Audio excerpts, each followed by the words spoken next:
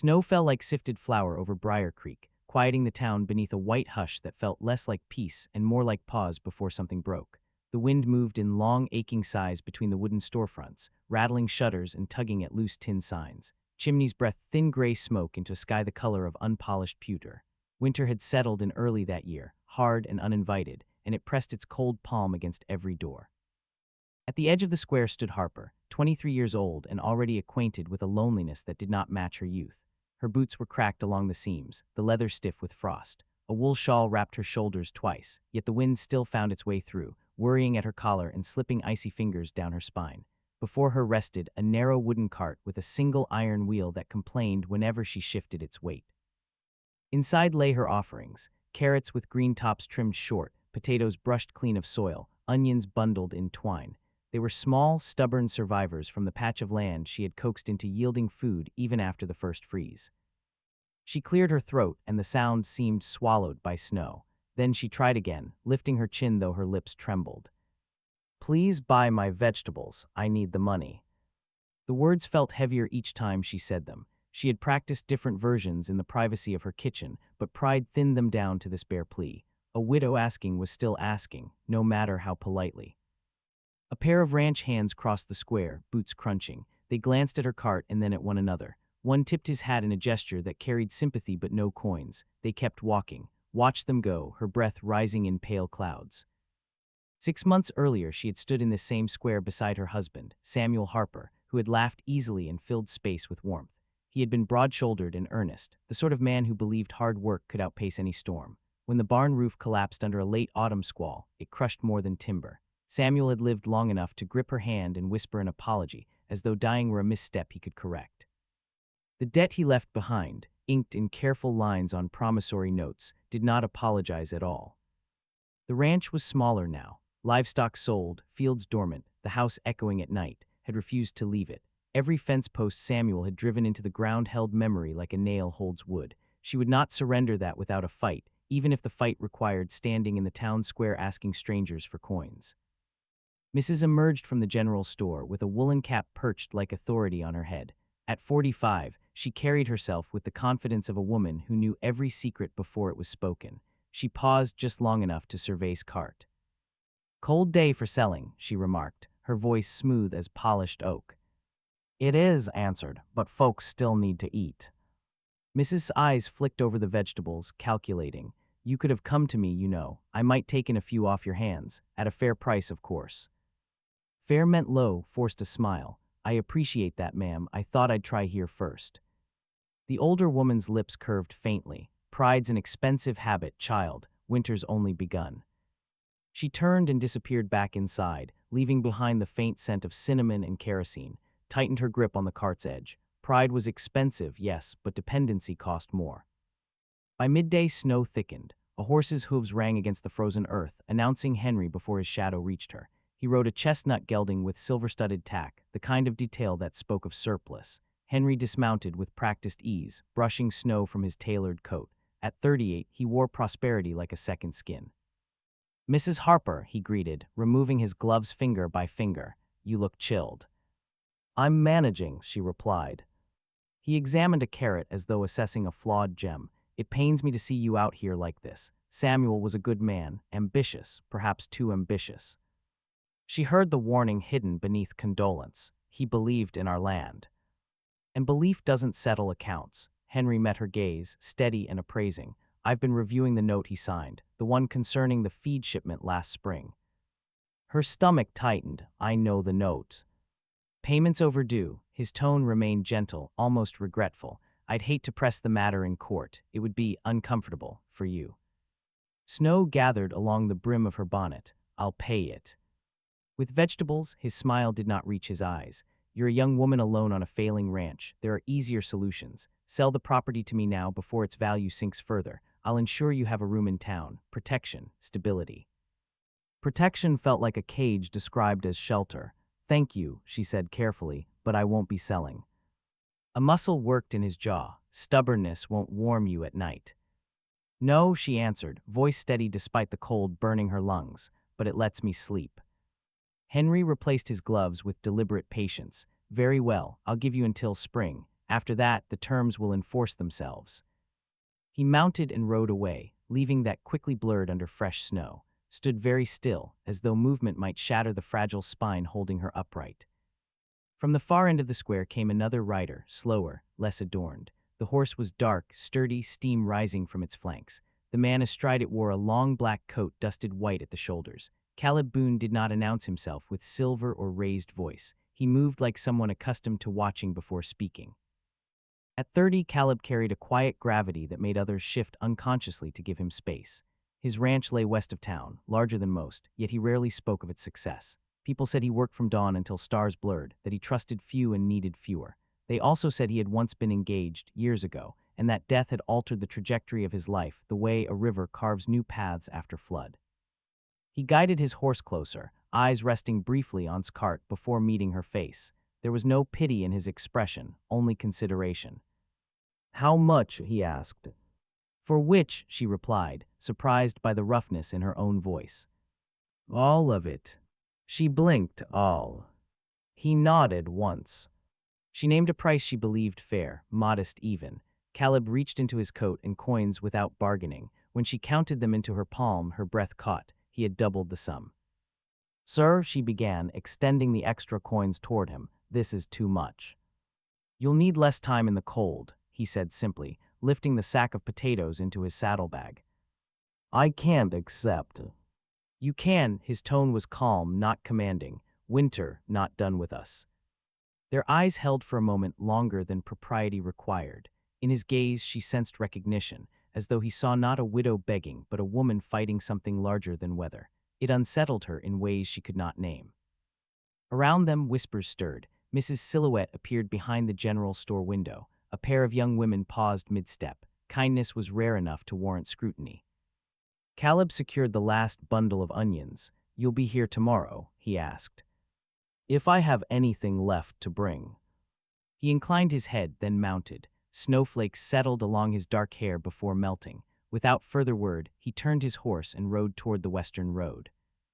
Stood beside an empty cart. The wind felt different against her skin, not warmer, but less victorious.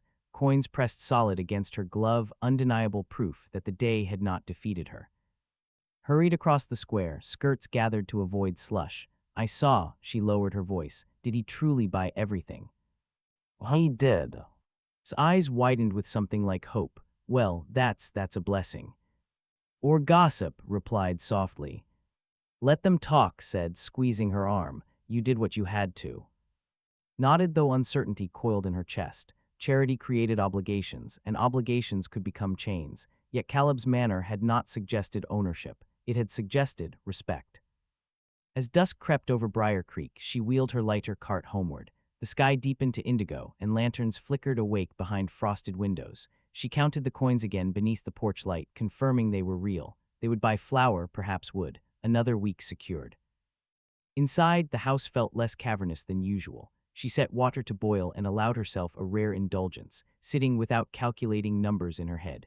For the first time since Samuel's death, someone had stepped between her and the storm without demanding something in return. Across town, Caleb dismounted behind his barn, carrying the vegetables inside. His hired hand, a lanky boy named Owen, frowned at the sight. "Sir, that's a heap of produce."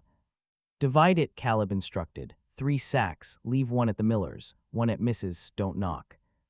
Owen hesitated. "They'll know it's you."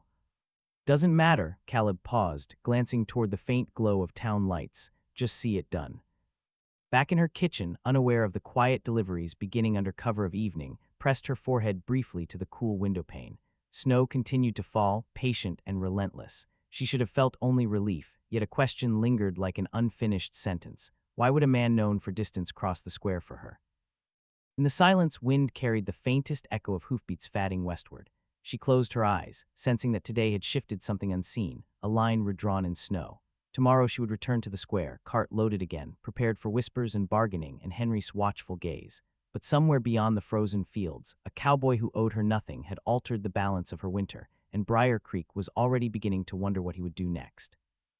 The morning after Caleb Boone bought every vegetable from Harper's cart, Briar Creek awoke with a new hunger, not for food, but for explanation. Snow still blanketed the square in an unbroken sheet of white, yet footprints from the day before had hardened into evidence that something unusual had occurred. Mrs. stood in the doorway of her general store longer than necessary, pretending to sweep while her eyes scanned the road. Arrived before sunrise, breath misting in the dim blue light, she had harvested what little remained from her winter patch, fingers stiff and reddened from prying stubborn carrots from frozen soil. The coins Caleb had given her lay folded inside her glove, already portioned in her mind: flour, lamp oil, a bundle of kindling. She told herself yesterday had been a singular kindness, a momentary bending of fate. She did not expect repetition. Still, when she positioned her cart in the square, her pulse carried an unfamiliar anticipation. "Please buy my vegetables. I need the money," she called, voice steadier than before. The words no longer tasted like surrender. They tasted like survival. A few townsfolk paused. One woman purchased 2 onions. A ranch hand bought a single potato, glancing over his shoulder as though kindness required discretion. Mrs. eventually approached, chin lifted. "I hear you had a profitable afternoon yesterday," she remarked, selecting a carrot without asking the price. "It was generous," answered carefully. "Generosity from Caleb Boone is rarer than rain in August." Mrs. leaned closer. "Be cautious, child. Men rarely spend without intent." Met her gaze. Not every act carries a hook. Mrs. lips thinned. "In this town, most do." The distant rhythm of hooves interrupted them. The sound was measured, unhurried, unmistakable. Conversations thinned into silence as Caleb rode into the square once more, coat collar turned against the wind. Snowflakes caught in his dark hair and dissolved. He dismounted and approached without flourish. "How much?" he asked again. "For what's left," she replied, resisting the urge to lower her eyes. He surveyed the cart, then reached into his coat. This time he paid exactly what she named, no more, no less. The balance unsettled her more than excess would have. "You don't have to," she said quietly. "I know," his voice held neither pity nor pride. "You'll be here tomorrow. If the ground yields anything." He nodded once, lifting the sack into his saddlebag. When he mounted, whispers followed him like wind-blown snow. Henry watched from the hitching post near the saloon, jaw tight. His gloved hands clenched around the reins of his gelding. Charity threatened his leverage. Dependency required isolation, not interference. Caleb rode west again, but instead of returning directly to his ranch, he turned down the narrow road that skirted the edge of town. At a modest clapboard house with peeling paint, he dismounted. Without knocking, he placed a bundle of carrots and potatoes beside the door. At another small dwelling farther along, he left onions wrapped in cloth on the porch rail. He did not linger to witness discovery. By afternoon, quiet astonishment moved through Briar Creek. The Miller family found produce at their threshold. Mrs., widowed 2 winters prior, discovered a sack resting against her door. No note accompanied the gifts, but tracks in the snow spoke plainly. "Boone's been playing benefactor," one man muttered inside the saloon. "Or courting," another suggested. Henry listened without comment, though irritation sharpened his expression. Caleb's interference reframed not as desperate, but as connected. That shift complicated everything. The next day returned with fewer vegetables and more scrutiny. Eyes followed her from behind frosted windows. When Caleb appeared again, tension tightened the square. He purchased what she had and lingered a moment longer than usual. "You look tired," he observed. "Winter doesn't rest," she replied. "Neither should you," he hesitated, as though measuring the weight of his next words. "If the cold worsens, don't stand here." "I don't have the luxury of retreat." His gaze hardened slightly. "No one does. That doesn't mean you stand alone." The statement settled between them, fragile and deliberate. That night the storm arrived. Wind rose with a howl that shook shutters from hinges. Snow drove sideways, blinding and relentless. Branches cracked beneath accumulating weight. In her small house fed the fire the last of her split logs. She had misjudged the storm's ferocity. The woodpile outside lay buried, unreachable, without strength she no longer possessed. By dawn the fire had collapsed into ash. The air inside her home carried a metallic chill. She wrapped herself in blankets and attempted to rise, but dizziness pressed her back down. Fever burned behind her eyes, heat clashing violently with cold. In town, Caleb noticed her absence before noon. Her cart did not occupy its usual place. Snow had erased most tracks, but instinct tugged at him with steady insistence. He saddled his horse without announcement. The ride to her ranch tested both animal and rider. drifts rose waist-high. Wind sliced through wool and leather alike. When he reached the property, unease sharpened into urgency. The fence sagged where snow had crushed it. Smoke did not rise from the chimney. He forced the door open against packed snow. Inside, silence loomed heavy. Lay curled beneath blankets on the narrow bed, face flushed with fever, lips pale. The hearth held only gray dust. He crossed the room in 3 strides. Her eyes fluttered open, unfocused. "I'm fine," she whispered, though her voice fractured. "You're freezing. I'll manage." The stubbornness in her tone might have drawn a faint smile under different circumstances. Now it frightened him. He moved quickly, rekindling the fire with kindling from beneath the sink, but the house felt too hollow, too fragile to withstand another night like this. "You should go," she murmured. "People will talk." "They already are. I won't give them reason." "You nearly froze." She tried to push herself upright and failed. The effort stole what little strength remained. Caleb's jaw tightened. The decision crystallized not as impulse, but as inevitability. He lifted her carefully, wrapping blankets around her shoulders. She weighed less than he expected, as though grief had thinned her from the inside. When she realized what he intended, her eyes sharpened with alarm. "No," she protested weakly. "I won't." "You will," he said, voice steady. "No one freezes alone in winter, not while I'm breathing." The words carried no theatrics, only fact. He carried her through the storm to his horse, securing her before mounting behind. Snow stung his face, but he rode with deliberate control, shielding her from wind with his body.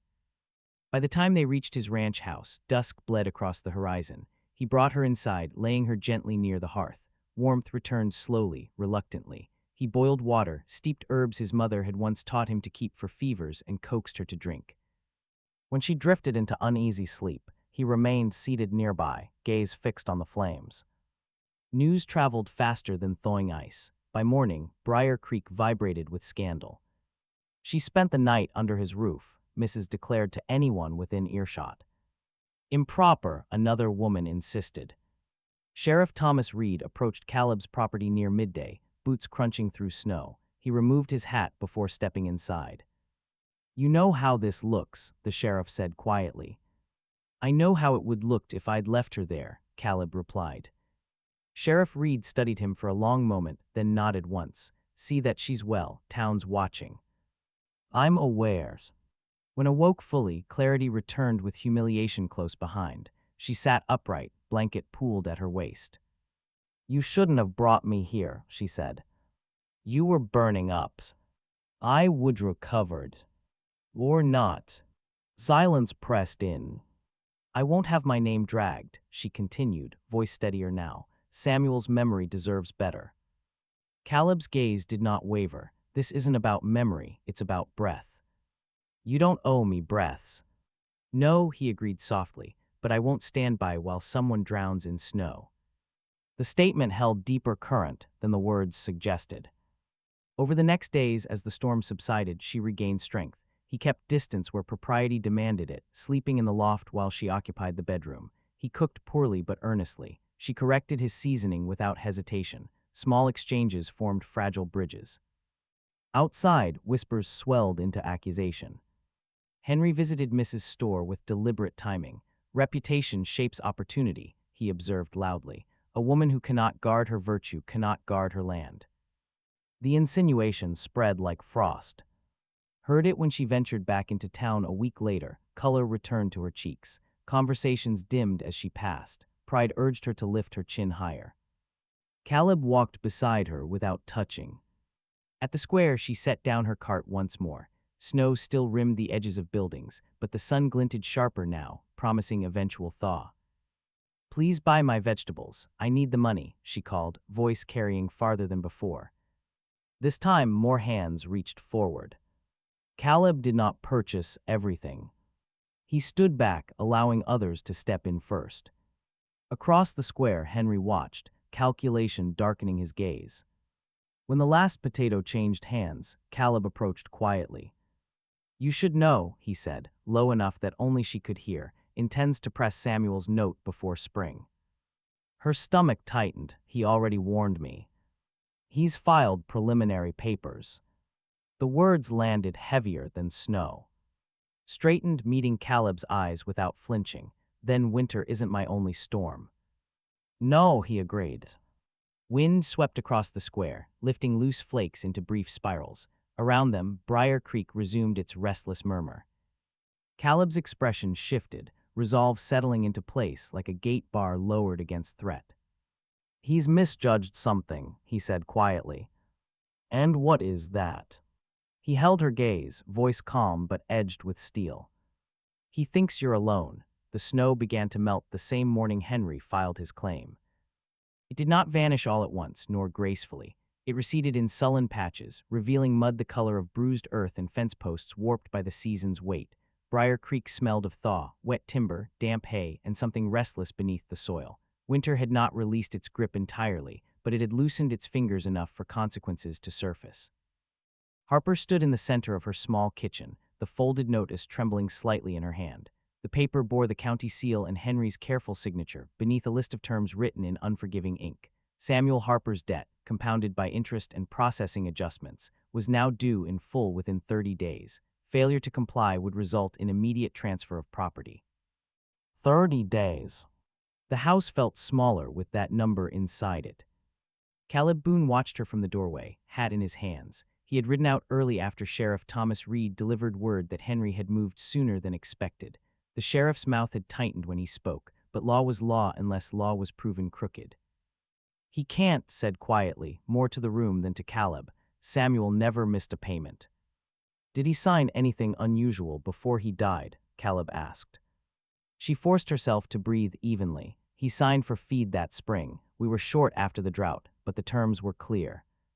Clear to Samuel, Caleb replied, tone measured, not necessarily honest from. The possibility landed like a cold stone. Samuel had trusted men who spoke smoothly. He had believed in handshakes and written promises alike. I won't lose this land, she said, lifting her chin though her eyes burned. I buried my husband here. Caleb stepped farther into the room, closing the distance without crowding her. Then we'll read every line until it confesses something. Sheriff Reed arrived by noon, boots heavy with mud, expression stern. He laid additional documents across the table, copies Henry had submitted to the county office. Claims Samuel agreed to accelerated repayment if livestock numbers fell below a stated quota, the sheriff explained. He's produced a rider attached to the original note. Leaned forward, I never saw such a rider. Wasn't filed with the first document, Reed said carefully, but it's dated earlier. Caleb's gaze sharpened. Ink doesn't always tell the truth. The sheriff met his eyes. Prove it. That challenge set the course. Caleb requested the original ledger from the county clerk, a cautious woman who valued precision over politics. She allowed him supervised access, her spectacles glinting as he examined the margins and signatures. The paper smelled faintly of oil and dust. He traced the lines slowly, comparing handwriting, pressure, and spacing. Samuel's signature flowed in confident strokes on the primary note. The writer bore resemblance, but the ink sat differently on the page, darker, less absorbed. When was this attached? Caleb asked the clerk. 3 weeks ago, she admitted after checking her records. Mr. requested it be entered retroactively, citing clerical oversight. Clerical oversight, Caleb repeated softly. Backett's ranch, he laid his observations before her and Sheriff Reed.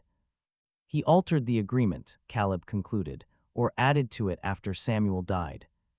Reed exhaled slowly. That's fraud if proven, but we need certainty, not suspicion. His hands curled into fists. He thinks grief makes a person blind. Or small, Caleb added. Word spread that a town meeting would be held at the church hall to address the dispute. Henry welcomed the public stage. He arrived early, coat immaculate, expression composed. Mrs. took a seat near the front, eyes bright with anticipation. Entered with Caleb beside her, not touching but unmistakably aligned. Murmurs followed them down the aisle like wind through dry grass. Sheriff Reed stood before the congregation, hat tucked beneath his arm. We're here to determine the validity of Mr.'s claim against Mrs. Harper's property, he announced. Evidence will be presented plainly. Henry stepped forward first. I extended generosity to Samuel Harper when drought threatened his herd. The writer ensured I would not suffer undue loss if conditions worsened. He signed it willingly. Produce proof it was filed at the time, Caleb said evenly. Henry smiled faintly. The document speaks for itself. Caleb approached the table where both papers lay. He addressed the room rather than Henry. Samuel Harper was right-handed, he began. He signed with a slight upward tilt at the end of his name when standing. Henry's expression tightened imperceptibly. The writer's signature lacks that tilt, Caleb continued, and the ink sits atop the page rather than within it. It's newer. A ripple passed through the room. Henry laughed lightly. Are you now an expert in ink, Boone? No, Caleb replied, but I asked one. From the back of the hall, the county clerk rose hesitantly. The writer was not attached to the original filing, she said, voice steady despite the attention. It was submitted recently. Henry's composure cracked. Clerical delay does not invalidate agreement. It does when the agreement wasn't present, Sheriff Reed interjected. Stood silent through the exchange, heart pounding against her ribs.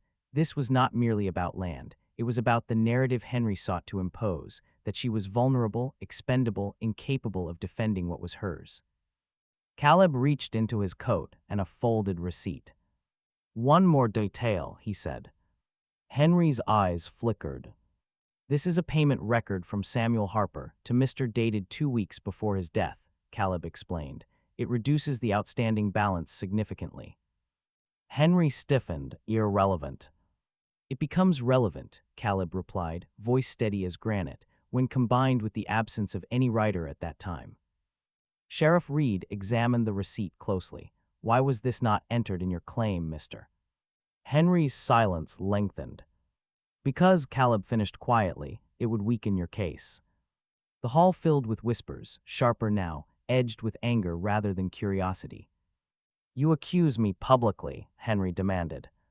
I present facts, Caleb answered. Sheriff Reed straightened. Given the discrepancies, this claim is suspended pending formal investigation. Mrs. Harper retains her property. Relief struck so suddenly her knees nearly failed her. The room blurred for a moment, sound rushing like thawed. Henry's face flushed dark. This isn't finished. No, Caleb agreed calmly. It is. The meeting dissolved into clusters of conversation. Some offered tentative congratulations. Others avoided her gaze, as though proximity to conflict might stain them. Outside, snowmelt dripped steadily from the church eaves. The air carried a new sharpness, less brittle than winter, more expectant. Turned to Caleb. You didn't have to do any of this. Yes, he said simply, I did.